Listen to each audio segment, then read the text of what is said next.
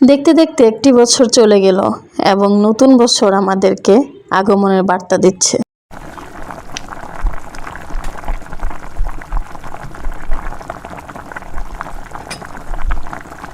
নতুন বছর আসলে আমাদের জীবনে কোনো পরিবর্তন ঘটায় না, পরিবর্তন ঘটায় শুধু ক্যালেন্ডারের পাতা। নিজের পরিবর্তনটা নিজেরই নিতে হয়। আমি নিজে কতটুকু নিজেকে পরিবর্তন করব সেটা একদম নিজস্ব ব্যাপার। বন্ধুরা, আজকে আমি ডিম ভাজি করে হালকা আলুর দম যেভাবে রাঁধে ঠিক সেই স্টাইলে রান্নাবান্না করতেছি। তো আলুগুলো আমি ম্যাশ করব না, মানে আলুর ডালের মতো করব না, আলু আর গাজর আলাদা সিদ্ধ করে নিচ্ছি, তোমরা দেখেছো।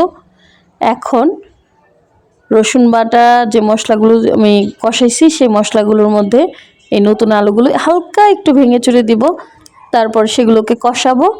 ওইগুলো কষানো হয়ে গেলেই আমি একটু পানি দিয়ে দিব এবং এইখানে ভাজা ডিমগুলো দিয়ে দিব। অলরেডি আমার রান্না হয়ে গেছে। নতুন আলুর এই তরকারিটা কিন্তু খাইতে খুবই টেস্টি হয়।